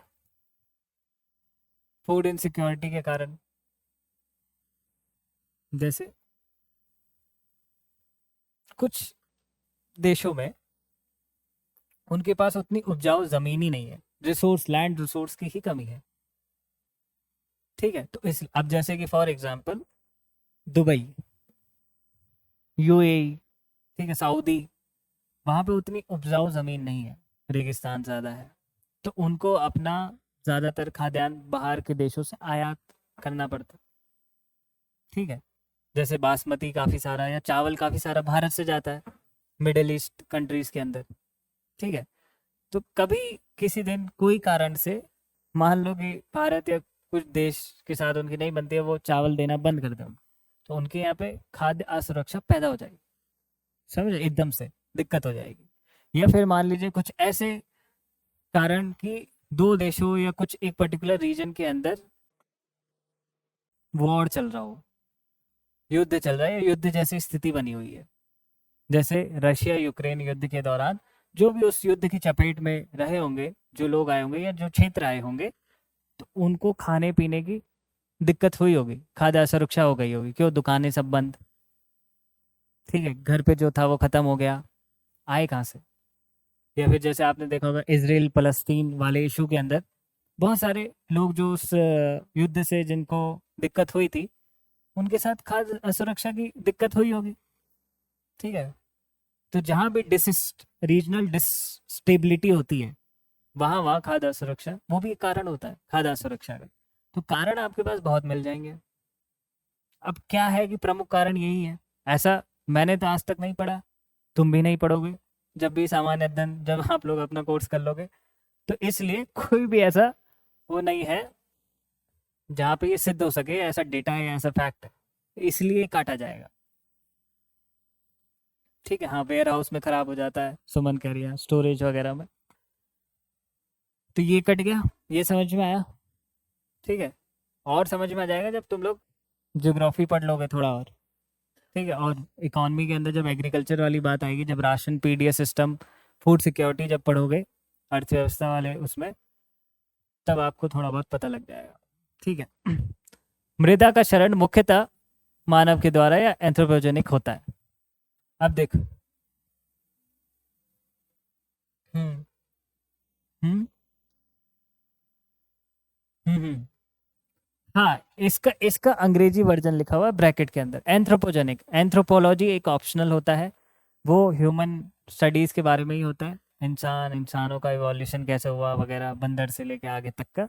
तो एंथ्रो, जब भी शब्द एंथ्रो दिखे ना, मतलब मानव के द्वारा या मानव, है ना। तो अब क्योंकि दुनिया में क्या होते, दो तरीके से चीज़ हो रही है, अगर एक प्राकृतिक कारणों की वजह से, एक मानव के द्वारा जो भी हो रहा है।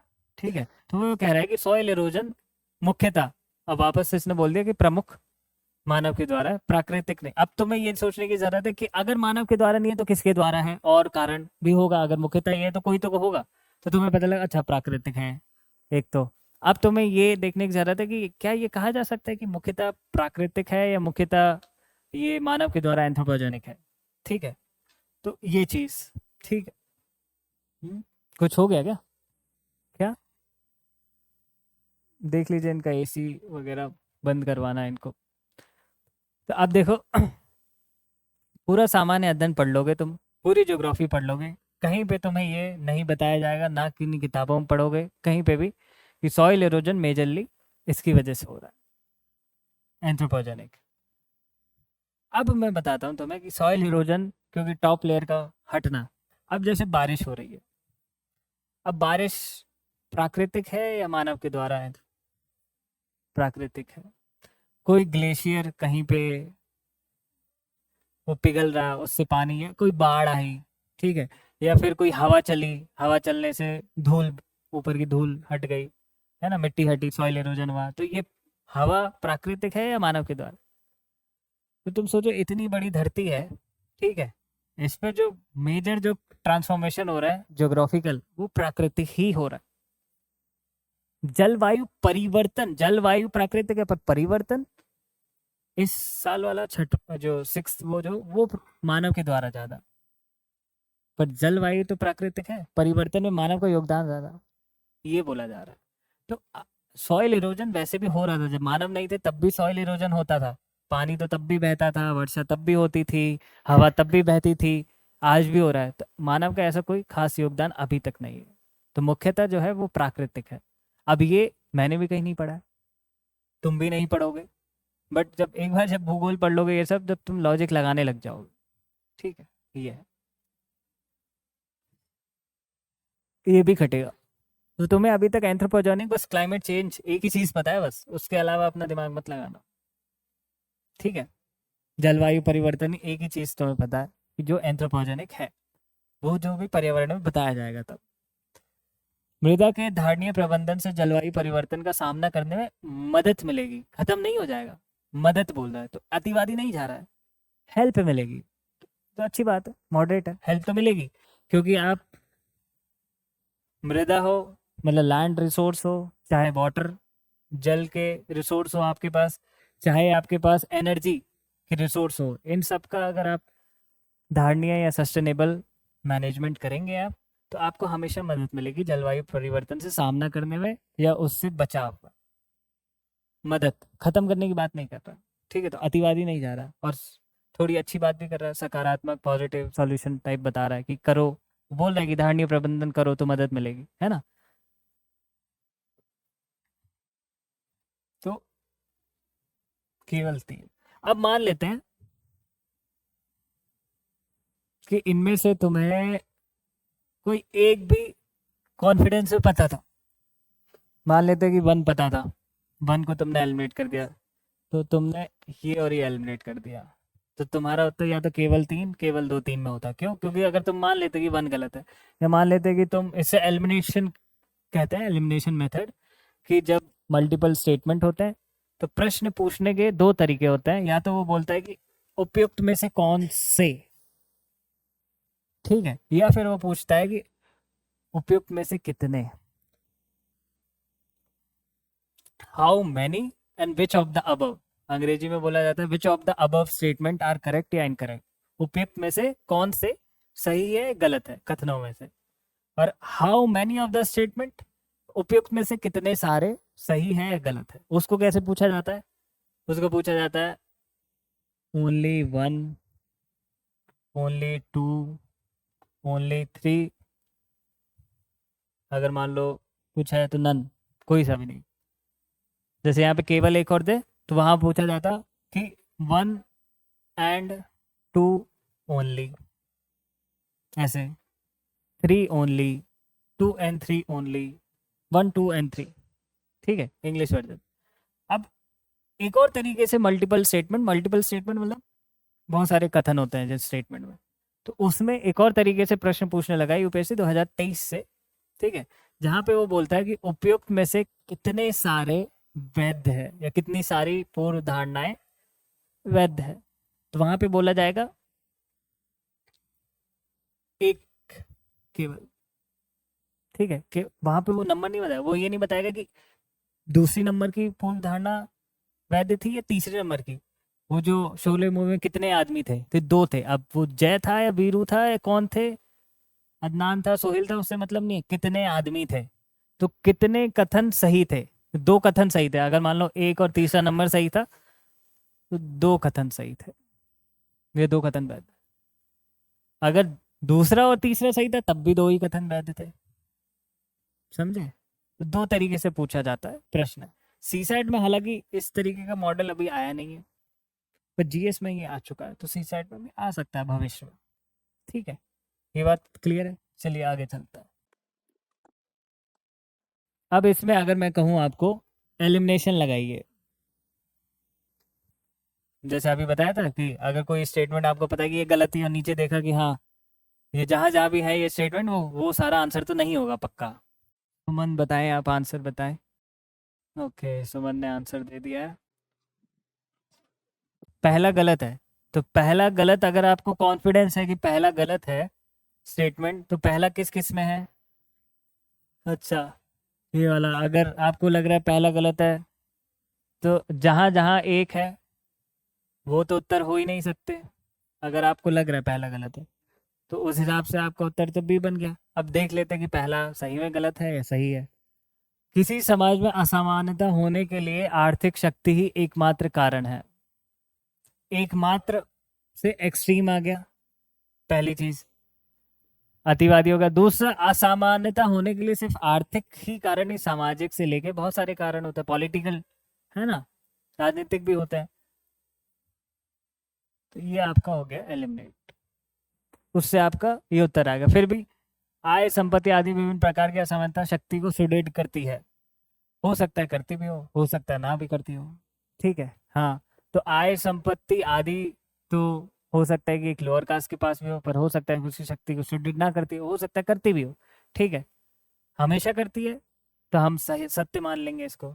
अगर कुछ कारणों में नहीं कर पाती है तो फिर हम इसको सत्य नहीं मान सकते। ठीक है, आर्थिक शक्ति को प्रत्यक्ष अनुभविक विधियों की अपेक्षा उसे प्रभावों के माध्यम से बेहतर विश्लेषित किया जा सकता है। अब देखो कि क्या होता है कि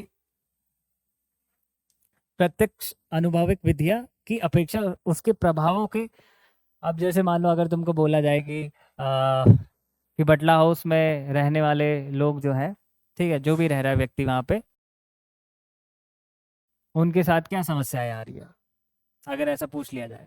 ठीक है, तो या तो तुम जाके है ग्राउंड लेवल पे वहाँ पे जाके प्रत्यक्ष रूप से जो है जो भी प्रभाव पड़ रहा है उनके ऊपर, या फिर ऐसे बोल देते बटला हाउस में एक नई रोड बनी या पानी की व्यवस्था अच्छी हो गई, अब 24 घंटे पानी आता है, इसका क्या प्रभाव पड़ा, तो जाओगे पूछोगे सबसे, पता लगेगा। एक ये है कि तुम्हें फॉर्मूला या मैथमेटिकल या डेटा बेस्ड कुछ ऐसा दे दिया कि हाँ ठीक है, जब जब पानी डाला जाता है तो ठीक है, लोगों की हैप्पीनेस इंडेक्स इतना बढ़ जाता है, लोगों के काम काज करने की नंबर ऑफ मैन आवर्स इतने बढ़ जाते हैं, या फिर लोगों की इनकम इतनी बढ़ जाती है, या फिर लोगों की बीमारी जो हो रही थी, वो बीमार पड़ रहे थे, वो आधी हो जाती है। Data based, equation based. तो data equation versus ground level reality, दोनों में बेहतर ग्राउंड लेवल उसके प्रभाव के हम्म। तो इसमें है ना, लड़ाई बोलना चाह रहा है एम्पेरिकल डेटा की, मतलब कि डेटा आधारित, आपने डेटा कलेक्ट किया, उसके आधार पे आपने सभी के लिए बना दिया। मान लो मैंने 10 घर विजिट किए, ठीक है, 10 घर विजिट करके मेरे पास यही आया, अब मैंने उस 10 घर के आधार पे 1000 घरों या 10,000 घरों के बारे में एक धारणा बना ली। वर्सेस ये कि उसके प्रत्यक्ष जो प्रभाव पड़े, आपने सब जाके ऑन ग्राउंड सब जगह जाके चेक किए, तो दोनों में से बेहतर जो है कि जो प्रभावों को चेक किया जाए वो, ये कहना चाह रहा है। अब इसी का मान लो कि तुम्हें बहुत ज़्यादा टेक्निकल हिंदी लग रही है, तो तुम थोड़ी बहुत अंग्रेजी की मदद ले सकते हो। अंग्रेजी की तुमने मदद ली, मान लो कि जो इकोनॉमिक पावर है उसको अगर एनालाइज करना है तुम्हें, तो उसकी इफेक्ट या उसके इम्पैक्ट के थ्रू करो, rather than direct empirical method. Direct database, empirical का मतलब होता है डेटाबेस, डेटा कलेक्शन किया, उसके आधार पे आपने कुछ तर्क निकाला। ठीक है, अब जैसे data collection in the sense कि अब मान लो कि आप स्टूडेंट है, एक टेस्ट हुआ आपका, ठीक है, उस टेस्ट में आपके मार्क्स आए, वो देखे गए, फिर देखा कि आपकी अटेंडेंस क्या है, ठीक है, उसके आधार पे बता दिया गया कि ये बच्चा पढ़ने वाला बच्चा और ये बच्चा पढ़ता नहीं है। यही किया जाता है डेटाबेस। बट प्रभाव वाली चीज़ में ये देखा जाता है कि इस बच्चे का बैकग्राउंड क्या है, स्कूलिंग कैसी हुई है, प्लस अभी इस बच्चे के साथ कोई वैसी कोई समस्या तो नहीं आ रही है। हो सकता है कि घर से सपोर्ट कम है, हो सकता है कि उसके लिए आना जाना बहुत दूर पड़ता है, हो सकता है कि वो जो है बच्चा, उसकी स्कूलिंग काफ़ी कमज़ोर रही थी, तो उतना पकड़ नहीं पा रहा, उतना परफॉर्मेंस नहीं दे पाएगा जिसकी जिसकी स्कूलिंग बहुत अच्छी रही थी। होता ही है, पकड़ने में थोड़ा वक्त लगता है उन बच्चों को। तो अब डेटाबेस अगर आप देखोगे तो बस कि हाँ, नंबर, अटेंडेंस, ये सब उसके आधार पे आपने जजमेंट बना दिया। बट एक्चुअल प्रभावों को देखोगे आप जाके, तो आप एक बहुत अच्छी पिक्चर या रियल सिचुएशन आप पता कर पाओगे। तो वो यही कहना चाह रहा है कि इकोनॉमिक पावर को अगर एनालाइज करना है तो उसके इम्पैक्ट के थ्रू देखिए, रेदर देन डेटा के थ्रू देखिए। एम्पेरिकल मेथड का मतलब होता है डेटा आधारित आप चीज़ों के तर्क वितर्क निकालते हैं, ठीक है, डेटा नंबर्स डिजिट, ठीक है। तो अब जैसे एम्पेरिकल ये हो गया, अब मैं आपको एक थोड़ा सा आसान सा प्रश्न देने की कोशिश करता हूँ। 25, हाँ, इसका उत्तर निकल जाए 15 सेकेंड, 5 सेकेंड और शेष, ठीक है। ए वाले कितने आंसर? ए, बी, ठीक है 2, आखिल तुम्हारे क्या बी है? सी वाले कितने हैं? सी वाले कौन है? 2, यहाँ पे तुम्हारा हाथ क्यों खड़ा है? तुम तो बी वाली थी, बी है ना, ये सी, तुम भी बी वाली थी, ये दोनों बी हो गए, तुम सी हो गए, डी कौन है? ये 2 डी हो गए, आखिल तुम कहाँ? ए में हो, अच्छा ठीक है। और इधर बाकी ऑनलाइन में तुम लोग कहाँ पे हो? ठीक है, आ गया हमारे पास उत्तर। सी वाले कौन थे? तुम दोनों सी वाले थे, ठीक है। भारत में खाद्य असुरक्षा की संभावित समस्या है। अब इसका इसको सही कौन मान रहा है कि सही में संभावित? हाँ हाँ, कुछ समस्या तो ऑलरेडी है खाद्य सुरक्षा की। किसको मिल रहा है दोनों टाइम वक्त का? कुछ तो लोग हैं ना जो अभी गरीबी में है, ठीक है। और संभावित, संभावित भी बोल रहा है वो। संभावित का मतलब क्या हुआ? पॉसिबल समस्या है, ठीक है, यही बोल रहा है ना उसने। ये एक्सट्रीम भी नहीं बनाने की कोशिश करी, वैसे एक्सट्रीम बनाता तब भी है, समस्या तो है भारत के, ठीक है। ये तो पढ़ लोगे अगर नहीं पता है, बाकी पता ही होगा तुम्हें। रोड ट्रैफिक लाइट पे देख लेते होगे तुम, कहीं ना कहीं देख लेते होगे लोग, है ना, खाना मांगते हुए लोग देख लेते होगे तुम लोग। तो भारत में खाद्य सुरक्षा की संभावित समस्या तो है, वो भारत में क्या सभी देश में संभावित समस्या है, संभावित हो सकता है, पॉसिबल सिचुएशन बन सकती है, वो सभी देशों के साथ है। ऐसा कोई देश नहीं है, अमेरिका वगैरह भले ही कितने भी हो, पर अगर बहुत तगड़ा वॉर वगैरह हो जाए तो समस्याएं सब जगह आ सकती है, ठीक है। तो ये कथन तो, और खासकर डेवलपिंग नेशन, भारत जैसे डेवलपिंग नेशन का मतलब समझते हो तुम लोग? वो राष्ट्र जो डेवलप नहीं हुआ अभी पूर्ण रूप से, अमेरिका, कनाडा, यूरोप के राष्ट्र, ये सब डेवलप्ड राष्ट्र माने जाते हैं। पर ये साउथ वर्ल्ड, इक्वेटर या उससे नीचे वाले जो जितने भी कंट्री है, चाहे वो साउथ अमेरिका हो गया, ऑलमोस्ट पूरा अफ्रीका हो गया, इधर पूरा एशिया हो गया, ठीक है, ये सब लोग नहीं माने जाते हैं डेवलप। उधर हाँ, विकासशील और विकसित, ठीक है, जैसे जापान, जापान डेवलप्ड माना जा सकता है, बट बाकी सब जो भी है एशिया के अंदर सब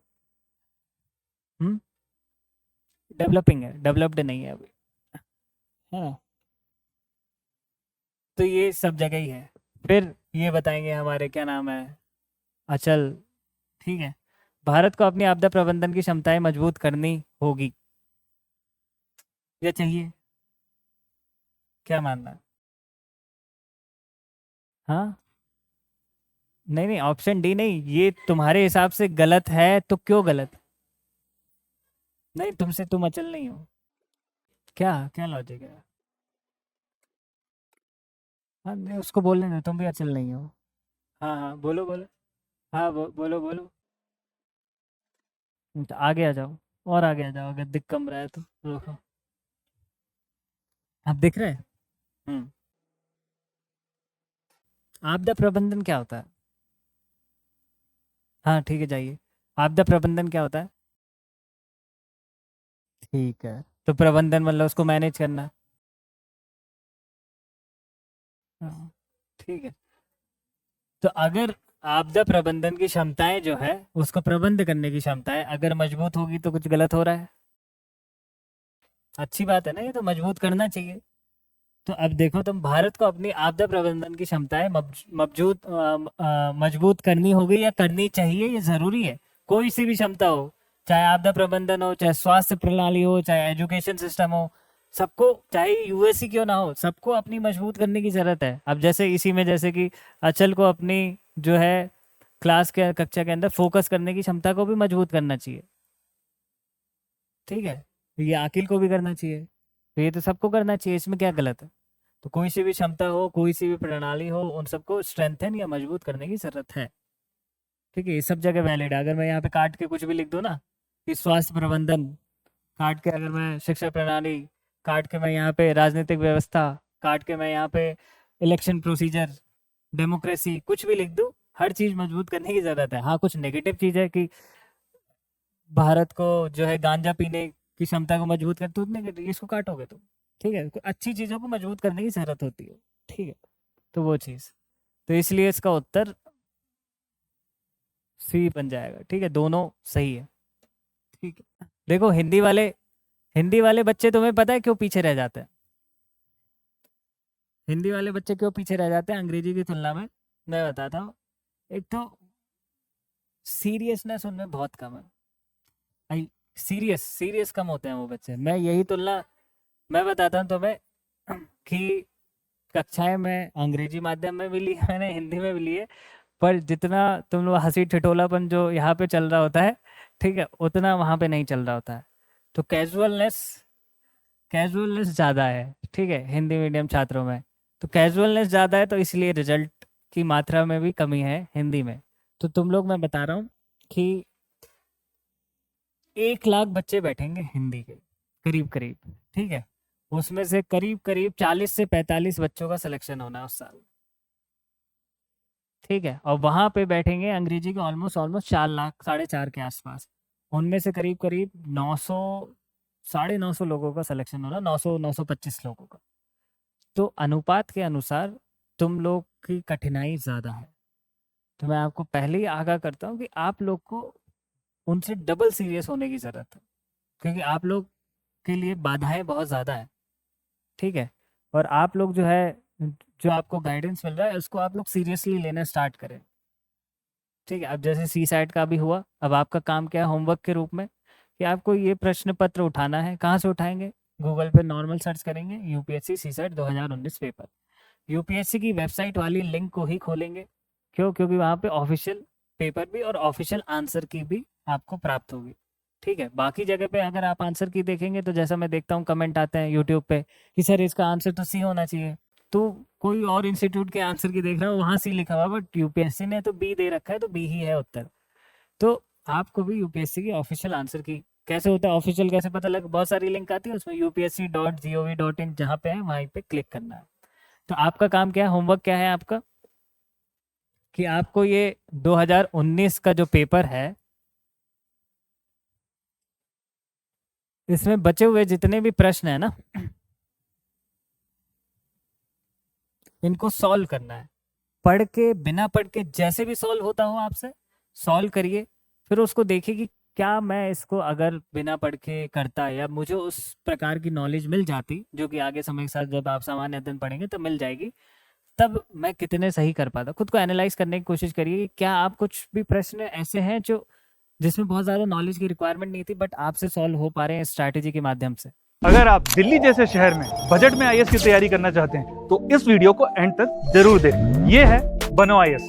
इसको रन करने वाले हैं UPSC qualified ex civil servant and Jamia RC alumni. यहाँ की फैकल्टी को ना केवल यूपीएससी एग्जाम का एक्सपीरियंस है, बल्कि पढ़ाने का भी सालों का एक्सपीरियंस है। ये एक्सपर्ट फैकल्टी हर टॉपिक को अच्छे से एक्सप्लेन करते हैं, उसके बाद हर टॉपिक को डिक्टेट करते हैं, ताकि आपके पास अपने खुद के हैंड रिटन नोट्स हो। साथ ही क्लास में प्रीलिम्स और मेंस के प्रीवियस ईयर क्वेश्चन को सॉल्व किया जाता है और डिस्कस भी किया जाता है। यहाँ पे आपको सिविल सर्वेंट्स जैसे कि आईएएस, आईआरएस और एक्स सिविल सर्वेंट्स, साथ के साथ जामिया आरसी के एलुमनाई आपको पर्सनल मेंटरशिप देते हैं। डेली आंसर राइटिंग जो कि सारे टॉपर्स रिकमेंड करते हैं, इस पर यहाँ पे बहुत फोकस किया जाता है, जो कि बाकी कोचिंग्स में नहीं होता है। इसके साथ ही आपको मिलती है प्रीलिम्स और मेंस की टेस्ट सीरीज जो आपको एग्जाम के लिए रेडी करती है। यहाँ के अगर हाईलाइट्स की बात करें तो स्मॉल बैच साइजेस जिसमें 60 स्टूडेंट्स होते हैं, और जीएस कोर्स के साथ आपको ऐसे और सीसैट की क्लासेस भी होती है, जिसके लिए आपको अलग से पे करने की जरूरत नहीं है। और ये लोकेटेड है सुखदेव विहार मेट्रो स्टेशन के बिल्कुल सामने। तो देर किस बात की, आज ही स्टार्ट करें और अपने यूपीएससी के सपने को साकार करें। थैंक यू फॉर वॉचिंग बनो आईएएस।